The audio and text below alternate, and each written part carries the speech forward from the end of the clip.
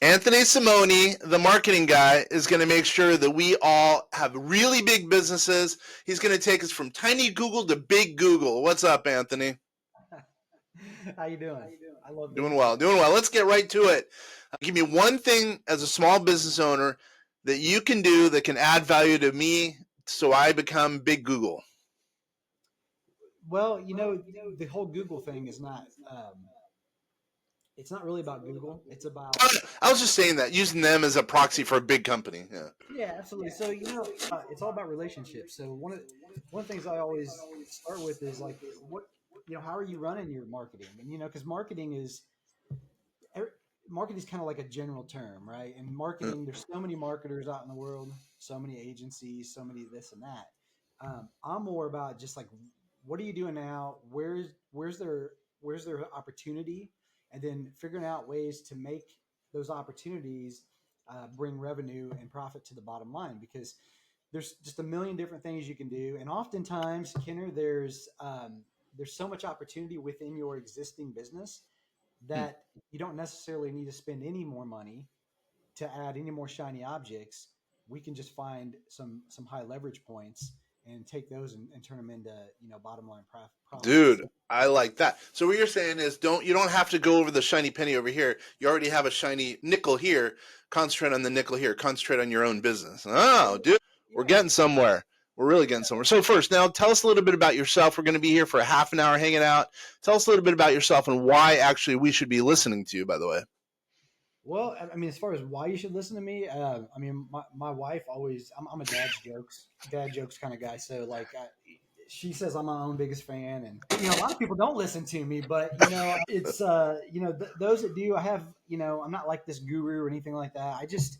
I've just been around the block a few times, and I've lots of trial and error. Had businesses that failed, businesses that succeeded, and I just implement whatever it is we do that we find that works. And so I've been in and around marketing, online, offline, building my own businesses, helping others build their business for 17 years now. You can imagine during that sort of a time frame, especially when you think about like technology and the internet and all that kind of stuff. And it's kind of like dog years, right? So, you take that number, times it by 7, and that's kind of like, I guess, where I've been blessed to have, wisdom at that level. And it's always changing. So, I'm never like, hey, this is the one thing that's always going to be the thing to do. It changes so much. I'm very humble in that way because nothing ever stays the same except for the foundational principles of business, which is, again, like I said earlier, relationships. It's all about Mm-hmm. relationships. So even if something doesn't work out, you never want your prospect or client to walk away and say, I have no clue what I got out of that. Like, Mm-hmm. that is my worst nightmare. I am always trying to find, how do we point? How can we point to things that show that things are happening? Because we live in a world now, and I don't want to get too deep into this because I'm not bad mouthing anybody. I think everybody has to start somewhere, but we live in a world where it's really easy to learn to go market. It's really easy to learn to go sell. But I think the problem that we have is now we have a bunch of marketers and salespeople, but sometimes we fall short on delivery, right? Mm-hmm. And Yeah, yeah, so, totally. You know, yeah, you bring up some really good points. I know. You say you're not a guru. I know you are. You refer to me as a guru. So, a lot. You're being humble, right? So, wait a minute. Let's back up. Let's unpeel that a little bit. So, like when you say that, why go after a dollar over there because it's probably here in our own business. I don't understand why so many people spend so much money on marketing when they already have a business. Cheaper to spend money right here on your own business, market to your existing clients. But I'm not sure if that's what you meant, but to me that goes a long way with me versus going out spending a bunch of money on Facebook. Although that makes sense also, but it's people are walking over dollars that they already have that they can easily pick up. So go into that a little bit more because I think our listeners, by the way, our viewers and listeners, they're small business owners. We have internally, we do tax and finance, artificial intelligence. We have 12,000 people in our database. We're merging with a law firm. They do estate planning and asset protection. All of our clients are real estate investors mainly. and solopreneurs or entrepreneurs. So what would you suggest based on what you already said, that can help our listeners and viewers, not walk over those dollars that they have right in front of us? Yeah. So one of the areas that it's been, so let's just talk about email, for example. Mm. So email marketing, email communication, whatever you want to call it, it has for many of us, we've been doing it for decades, right? And it's now gotten to a point where it's a little bit more difficult because there's different regulatory bodies that are stepping in and they're trying to get rid of more of the spammy type of stuff, which I think is good. And things always change, but I think that a lot of people they look at email and they're doing some of it, but they're not really taking it as seriously as they could be or should be. Yeah, And what I totally. mean by that is, out of all the people that we talk to, I would say probably maybe around 10% actually know what the ROI is that comes from their email efforts. So everything's kind of just bundled in with everything else. But what is it you're getting out of your email? Because you can, the markets are, they go in cycles, right? And so when the economy is good, ad prices aren't so bad. But when the economy is bad, ad prices kind of go up, because now if you take, for example, an election year or whenever you're at holiday, for example, ad prices go up, right? it's very it's very rare that ad prices go down, and Mhm. or go lower than they have historically. They're always going up, right? They're always ratcheting up. So when you think about that, so the cost of acquiring a customer is higher. So you're spending more money on ads. You still have your operation expenses, still have all this other stuff going on you got to pay for, personnel, whatever. Your email list can be an asset, but I think a lot of people don't treat it like an asset. And I know a lot of people don't, because when we look into their system, we see where they're missing the opportunity. And that's kind of what I was referring to earlier is, one of the things we do is we do an email audit, and we'll look at an email, an ecosystem, and see what they have, because either either A, they're not getting delivered as well as they could be. There could be a spam issue they don't even know about. Like, we just had a couple of people that within our mastermind that we referred to us, and they just couldn't figure out what the problem was. And so we've figured it out, and it's going to be fixed. But it's like, it's so hard sometimes to figure out where the problem is unless you really know where to look and how to peel back the layers of the onion to find it. But it's so worth finding it, because if you think about, like, every person on your list represents somebody you can either make an impact on positively in their life, um, and or make generate revenue off of, and hopefully both, right? Hopefully you're one that actually believes in, hey, I want to deliver a positive impact and make money doing it. But nonetheless, so many people are missing so much opportunity, and they don't even know it. And so now we're getting ready to put a presentation together for our mastermind based on this stuff, because it's such a big problem, and it probably will continue to be a big problem as we move forward with just doing business as usual. Yeah, dude. Okay, so I'll give you a picture of two guys. One guy who, let's just say he has 10,000 people in his database to whom he's emailing, and he's really, really massaging that. He writes really good emails, good subject lines, good, succinct, fun emails, but short. And then over here, you have a one. No, let's just say it's a guy. You have a guy who's got similar 10,000 people in his database, and he's not tracking them. He's not working with them. He's not emailing them. And if he does email them, it might be, let's say, once a month. Long subject lines, long emails. Basically, they suck. Which company would you rather, let's say, buy as an example, right? Person A or person B? I've never understood it why. Well, I'm actually going to rip on myself for a minute. I've never understood why people don't take care of their database, specifically their emails, because would you rather go out and spend mass money on a new lead when these people who are opening your emails, assume you have a good open rate, about you, they're probably going to take as much and as long of a sales cycle because they've seen your emails, etc.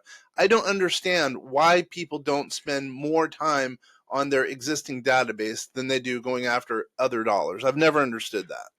Well, it's just it's easier, right? You could throw more money in the front end, but the way that we operate, we come in, we're looking for win-win all the time, and so we have to kind of deliver that kind of news and say, okay, well, you've got this going on here, you're missing this over here, but here's where you could be doing, Mm-hmm. and the truth of the matter is that if they could just optimize Yep. what they've got right now, they could actually spend more money on the front end, right? Because now Right. it's like, yeah, throw more money at it, but let's dial in what you have, because what we find out on the back end actually is data you can use on the front end to help you optimize better. So now you're going to get Mm-hmm. more of the right kind of folks, and you're going to convert a lot better, and you're just going to have a more profitable business overall, which leads to a business that you can sell for a higher amount. That's exactly right.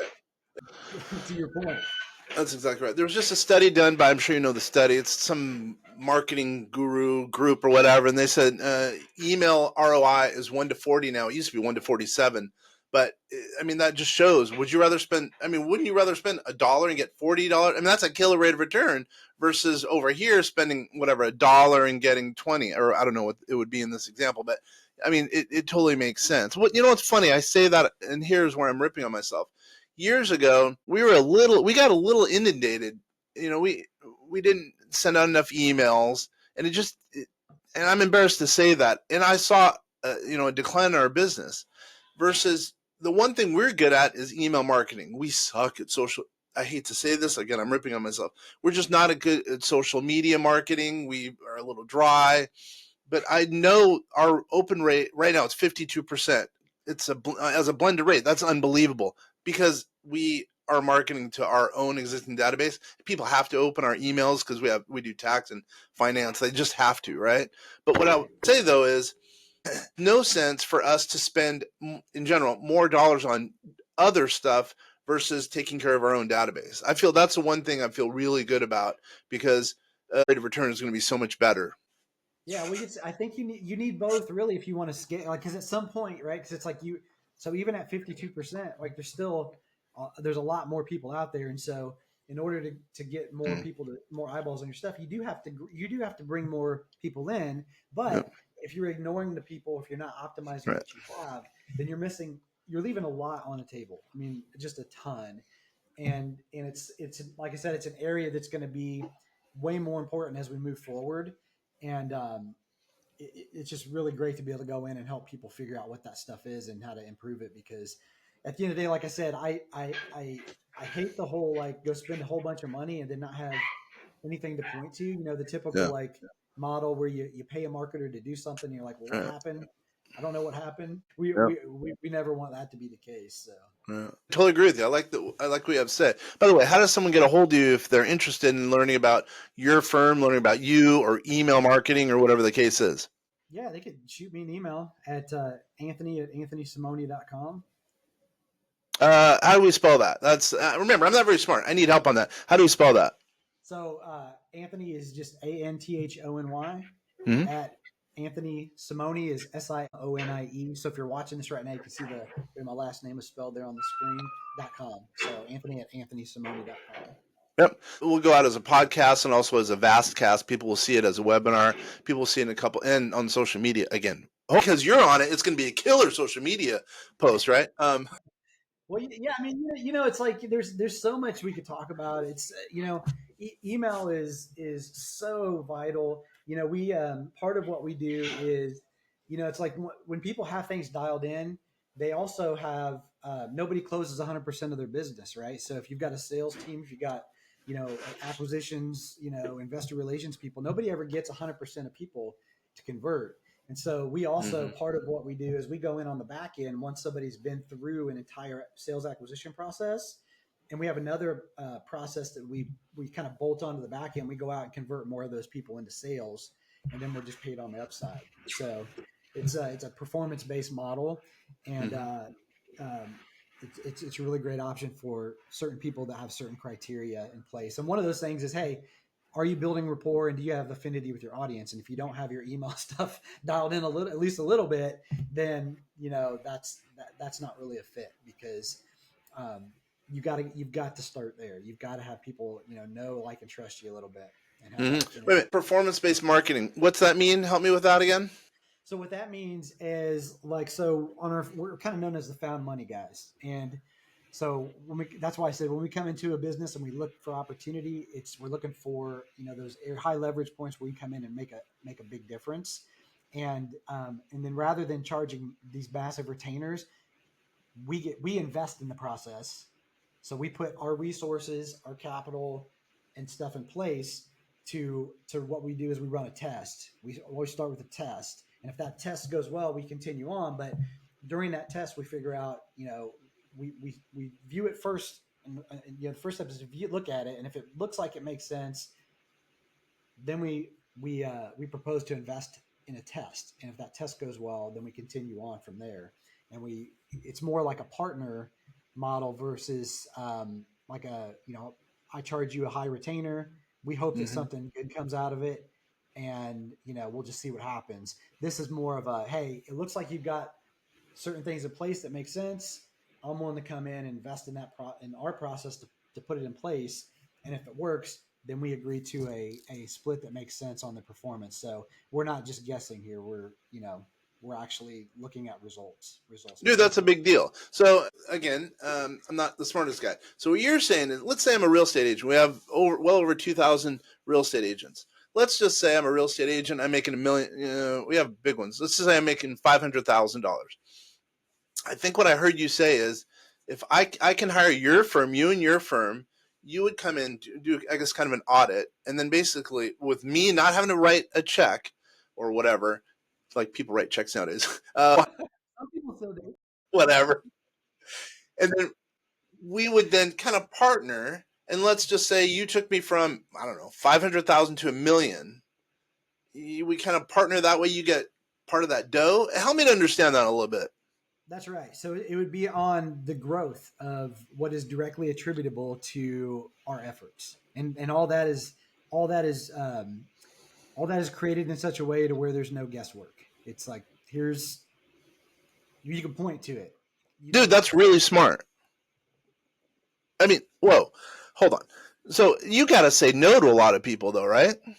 We do, but we say no a lot more than we say yes. Yeah, I get it. I get it. I get it. So yeah, I get it. It's like a lawyer taking a retainer or comp deal out of 40%, 30%. I get it. Wow, dude, I like that.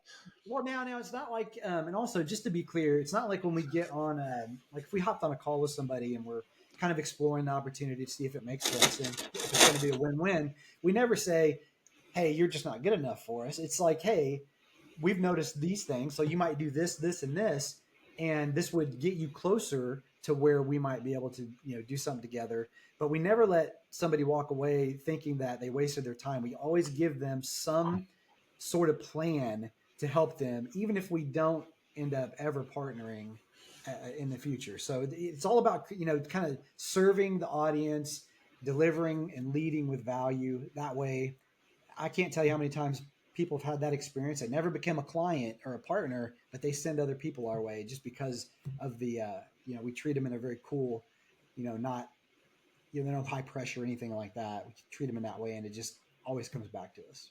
Am I that naive? Because I've only heard of that a few times, and that was years ago. I haven't heard of that many people doing performance-based, well, consultation, which is what you guys are doing from the sounds of it. Yeah, and it just varies. Sometimes we do them for. Sometimes we'll do audits for free. Sometimes there'll be a fee involved, but it's a nominal fee. It's not like we're not making money off of that. Huh. It's really about just um, really looking at and evaluating the situation. And the whole fact of the matter is that the reason why you don't see it a lot is because it takes some pretty big kahunas and a lot of guts to put your put that on the line, because it costs money to to do these things. And so if you're going to a relationship and you're not 100% sure, pretty darn close that it's going to work, then or it might work for one person but not the other, and that none of that ever works out well. long term. Hmm. If one person wins, the other person loses. I don't care if it's like the person delivering the service or the person, that's using the service. It has to be win-win. It just has to be. Yeah, that's pretty. I'm impressed because that means you think you're steadily enough to bet on yourself in that regard. You're not saying, "Here, give me $50,000. I'll go buy a bunch of ads for you, and then you get a percentage of it or whatever." What you're saying is, "Here, we're really partnering with your business because we believe, if you accept them, we really believe that we could succeed based on a lot of what you are." Our doing, and then also what the client is doing in that case because they're delivering hopefully on whatever legal work or whatever the case is. Right. Exactly. It Hmm. has to be win-win. And I mean, I'm at the age now where I realize that there's only so many hours in a day, right? Only so many days Yeah. in the week, and energy levels are important, and what you spend your energy on is also important. So for me, I just want to be involved in those kinds of dynamic, types of partnerships. I don't want any part of the typical somebody gives me a bunch of money and now they're like calling me at all hours of the day, like, where's this, where's that. I want it to be a true kind of, hey, we're Hmm. doing our part, you guys are doing your part, and we're making things happen. Because you're the marketing arm and you're kind of yeah, you're basically the marketing arm, so you don't probably have to get quite as in depth as someone who's doing some of the underpinnings of some of the consultation. I get it. Wow. Okay, I dig that. I think some of our listeners and viewers are going to dig that. I mean, why not? You're investing. I mean, what you said totally makes sense. All right, so give me a couple little tidbits as far as respect, because you've already kind of convinced me with respect to not walking over a dollar, hang out with the dollar that's right there.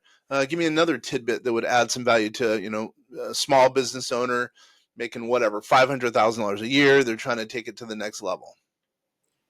Man, one of the easiest things they can do is just put together a simple offer for, send it out by email. Just a Mm-hmm. simple offer. Like, if anybody that's listening to this can think about a way to productize whatever their service is. Like, what can you like?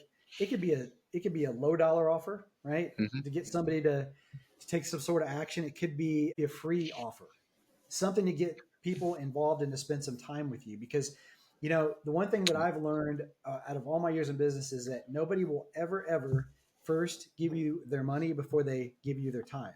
And so if you can't get them to spend time with you, you cannot build rapport, you cannot build trust, and so you're not the money's not going to come. So something as simple as thinking about how you can do and I'll just tell you, like, I'm a big fan of webinars. I'm a big fan of getting on consult calls. I'm a big fan of doing audit type of stuff because you can deliver value. And once you deliver value, whether they pay for it or not, you have now sort of you've deposited and put something in their bucket. And when you put Mm-hmm. something in their bucket, it's only natural. It's kind of like the law of reciprocation, Mm-hmm. where I Yeah. always think about, like, when I go to Costco on a Saturday and I'm seeing all these sample people, right? And they're just kind of out and they've got all this like good smelling food that they want you to sample. Every time I start to approach that little kiosk, I have that feeling of, man, I know if I take one of these, It, I'm gonna be standing there going, okay, now I got to buy one. exactly. I'm there Right? with you. Yeah, totally. Yeah. It's very powerful though, Kenner, and I think a lot of people just don't think along those lines. But if they did, just simple things like that, where you can give somebody a sampling of what you do, help them to get a result or answer a question or be very insightful. Mm-hmm. Those types of things are very meaningful, and they're going to open your emails a lot more. They're going Yeah. to buy from you a lot more, and your lifetime value of a client is just going to go way up. Yeah. What we're doing in that regard is I don't want this to be a case study for you, but what we're doing is we're starting a community because we are merging with that law firm that I mentioned. We're starting a free community where you can get kind of a touch, added value, no doubt, but kind of a touch as to what we are like. And then at the same time, we're also having a paid community, only $29 a month, that it's going to be filled with a little bit more value so people could, really get to know us on a monthly basis. They're going to go to it's called the Vast Vault. They're going to go into, meetings with me and, Bob, who's a well-known attorney. He's going to be talking about estate planning and asset protection. whereas we're talking about tax and finance on our side, and also commercial property finance. Same time, if someone wants to do some kind of consultation out of it, well, they can. Obviously, they're going to have to pay for it, but that's basically exactly what you're saying. But what would you say? Are you into communities, by the way? Yeah, I think communities are a fantastic way to build, credibility and trust.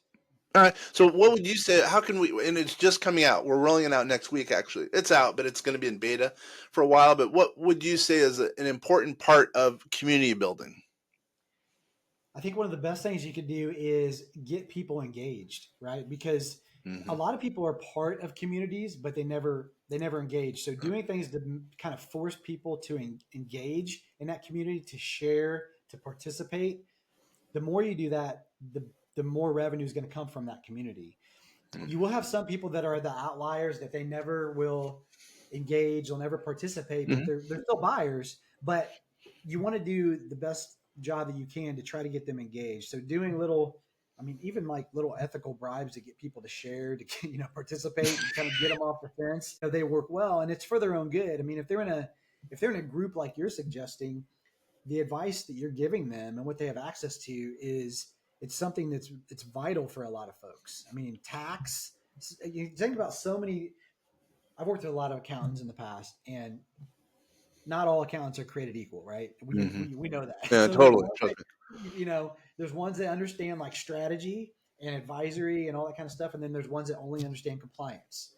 Hmm. But the stuff that you're delivering to people is so that they can really improve their wealth or their tax savings, or to set Yeah. them up for a lot better future versus, hey, we just did your tax return, Right. right? 100%. You're exactly right. So it's very valuable. So as you're going and putting content in this community, things that are just little bits and pieces of insight that you have, and you could Yeah. post in that group or deliver that group, are going to be they're just going to serve you so well to where people are going to go at some point. Whenever the timing's right, they're just going to say, look, I just need, how can Kenner help me, right? How can Yep. they help me do this? Because it's the only sensible and logical choice when they've been following you and you're hitting Hmm. all the buttons along the way. Yeah. That goes to your point about, one, engagement, you're right, but also giving them something kind of, well, you didn't say free, but I'm sure you probably meant free in there as well. Give them something they can learn about us, and that'll hopefully, just like you're saying, increase engagement. They'll end up wanting to do business with us because they'll know, like, and trust us, et cetera, et cetera. Well, it's like What about that? I was going to say, it's like, one of the, um, we do a lot of work on LinkedIn for folks, Mm, too. There's another, some folks, we do some done for you LinkedIn stuff, and I'll do webinars about LinkedIn, and I'll share so much of the strategy, and people always ask, like, why do you give so much away? I'm like, because most of the time nobody's going to implement that on their own. total 100. So, it's like, aren't you afraid somebody else is going to take it? I'm like, no, I'm not. I mean, I have so many emails where people are like, thank you so much for that. I implemented what you said, and it worked. I got my largest client, blah, blah, blah. They may never become a client, and I'm okay with that because I delivered value to them in their lives. And you know what they're going to do next time they think of somebody that could be good for me? They send them to me. Yeah. So, it's just, I just don't, I operate from from a place of servitude, and it's something that's just served me well, for a lot of years now. And I think it was that's something that was kind of ingrained in me as I was growing up.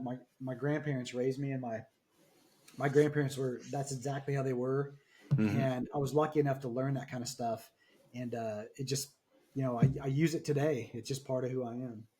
And obviously, it's done well. You've done well for yourself. You're a guru, even though you say you're not a guru. So, all right, let's. We only have a few minutes left, but one thing that has not worked for a client that you think would give some exact opposite consultation, whatever the case is. I'm just looking for something a little different as far as some consultation that's worked out that you've provided.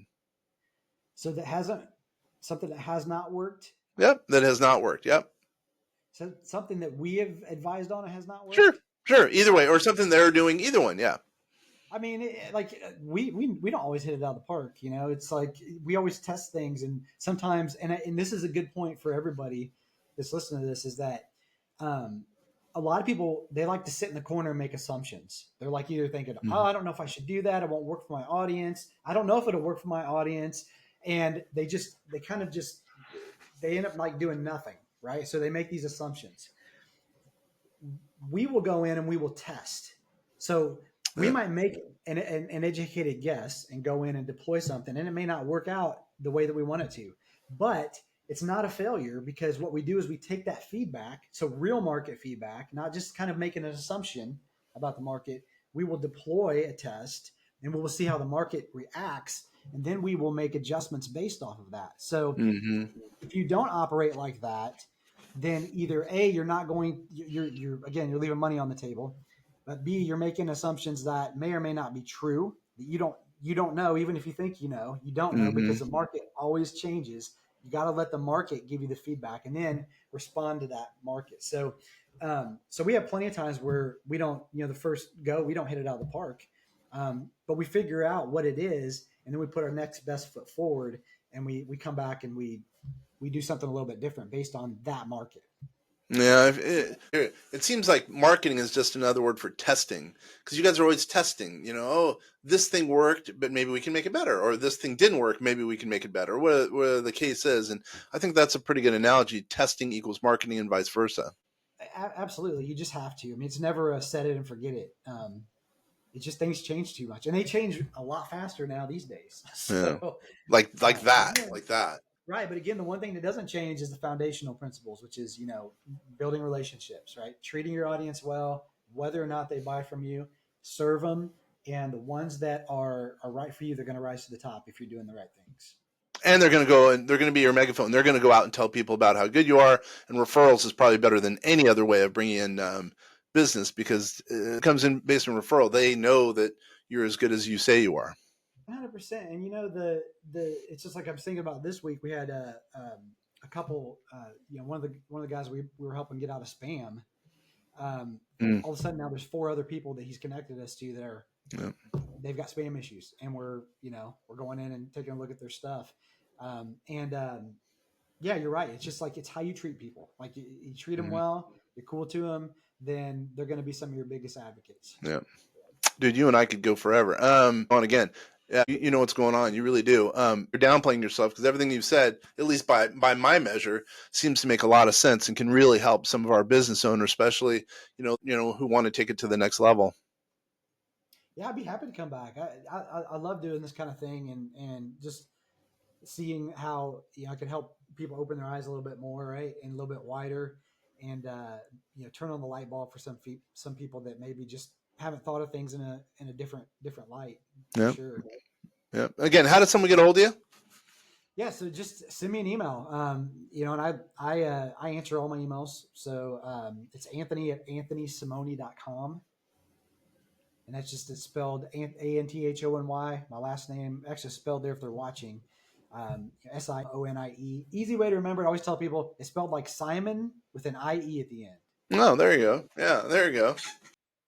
So It's I'm so glad this you're a good dude. I really appreciate you taking the time. And then for all those people out there, please give them a call or sorry, please give them an email that help us in any way. Or you need any information from us, or you want us to change things, have some suggestions, go ahead and email us at info@vastsolutionsgroup.com. Info@vastsolutionsgroup.com.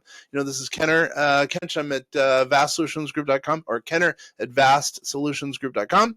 And of course, you're here. You've been spending time watching, listening to the Vast Voice, telling business secrets to entrepreneurs. Thanks, everybody.